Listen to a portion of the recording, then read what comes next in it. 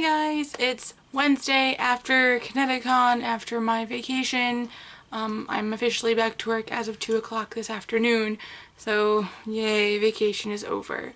But I just want to take a couple moments to talk about CTcon and give my thoughts on that one and kind of wrap everything up. So, overall the con wasn't bad. It was a total chill con for me. It was very cosplay centric for me, meaning I had group and like couple cosplays the entire weekend, which was obviously the goal, and I mentioned a few times before the convention started. This being my first CTcon, I wasn't sure what to expect con-wise, so there was some, some differences between Otakon, Katsucon, all those cons that I've gone to, ACEN, and then CTcon. CTcon is actually really super small. It's a lot smaller than Anime Next, or at least it's small as the size of what Anime Next used to be when I first started going. Not so much anymore. But there's that. Security. I didn't really deal with security per se. The people that we dealt with were pretty cool in terms of badging and stuff. I did like the idea that I could basically walk around on my own without being checked every 5 feet for my badge. Once you walked, up the stairs outside, and then inside the doors, or right inside the doors and then the escalator, you were free to walk around the convention center and not worry about, can I see your badge, can I see your badge, can I see your badge, which is what you get a lot with the bigger cons. And even some of the smaller ones. Anime Next is really big on, like, you want your dealer's room? I need to see a badge. You want to do this? I need to see a badge. Because there's not so many entrances, but they know that people like to sneak in and stuff, so they definitely, and they don't want to hold security like at the front for whatever reason, so they make you like, you want to go see a panel and see a badge. So it was nice knowing that I could, walk in and do whatever and not have to worry about, oh, my badge showing, did I put my badge in my pocket, all that fun stuff. So that was cool. Dealer's room was nice. I liked how they again combined Artist Alley and Dealer's room. I think because it's such a small con that they can do that pretty easily. There were some cool vendors at Dealer's room. I'm upset that some of my favorites weren't there. I guess because the con is so small, they don't actually go, or they're not invited. I don't know. I don't know how things work in that sense, but they weren't there, so I was kind of bummed about that. But I still spent money. I still got some really cool stuff. I didn't get as much as I thought I would, which is good. I didn't want to buy a whole lot at CTcon just because there wasn't really a whole lot that I wanted. I was looking for a plush that no one sold, and then blind boxes just to finish up a collection, and they didn't sell the blind boxes that I was looking for on either end, but I did get one, which I'll show you guys later. The game room, I was kind of really disappointed about. It was nothing but this small little corner inside like the gaming area with a lot of DDR and then like a drum game, this weird tapping game, and overall like it was just really small and totally disappointing. But I was glad that I got to go with my friend and check it out for a couple minutes. The table topping area was huge. The video game area, was huge. We don't know actually how that worked. We didn't try to figure it out, but it was definitely interesting for me to see and possibly look into. I'm not a huge gamer, so I wouldn't do that, but I don't know if my friend is. I know they play more than I do, so maybe. But yeah, like I said, this con was totally chill. There was a lot of downtime, which I think was an issue for both me and my friend because I really wanted him to have like a full con experience. This was the first time he'd ever attended a con in cosplay, and the first time he attended a 3-day con for all 3 days. So I wanted him to kind of experience it all, and there wasn't a whole lot. We saw one Uncle Yo panel, we saw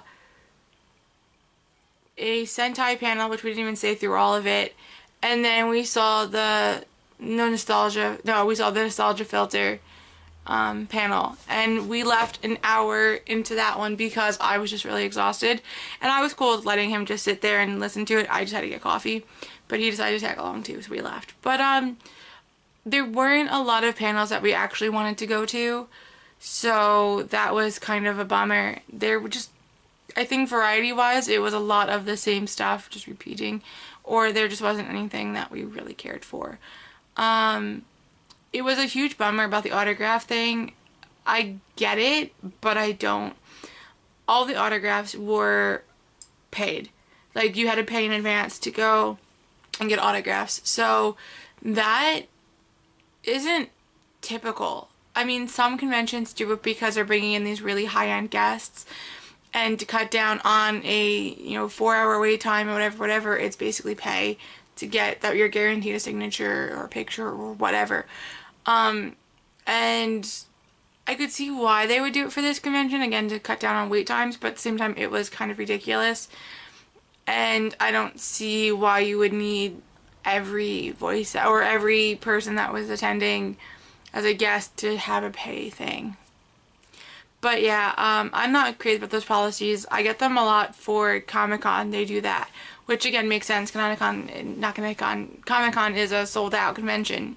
So you'd want something like that to cut down on lines and to guarantee a signature and stuff. But I don't think you needed it at all for Comic-Con, and the prices were ridiculous. $30 and $50, like, no. So, but that is what it is. I feel bad for the people that couldn't get what they wanted, or, had these ideas or whatever. But, I mean, it was just little things I think about the convention I wasn't crazy about, like the autograph idea, the panel selections and the game room were like the three just... me and my friend had a lot of downtime, and we were so far from the hotel. Like, we weren't terribly far from the hotel, but we were far enough where you didn't want to walk back to the hotel because you didn't want to have to walk all the way back. And we knew about the shuttle, but we didn't have the shuttle like on Friday. I didn't really know how it worked. So I didn't want to take it. I didn't take it there and back or anything because I didn't know what was going on. So I left it. But, I mean, it wasn't terrible. Would I go back again? I don't know. Will I have my friend fly back for it? No. Because he was flying out from Texas, and it wasn't worth the money. I mean, it was fantastic to see him. It was fantastic to do all this stuff with him. And I'm really glad we got to hang out together for the weekend and meet some of my other friends and stuff like that. But for him, I don't think it's worth the money. He said he had a good time, which is good. I mean, it was a good way to start the experience, because for him, it was still a bigger con than what he was used to back home. But I think overall, it just wasn't worth it. But we'll see. The other thing that got me mad was the formal that was on Thursday at 6. Though if I had known our filming plans would have fallen through, I would have gone to the formal. But that's something you can't plan ahead for because you don't know what's going to happen.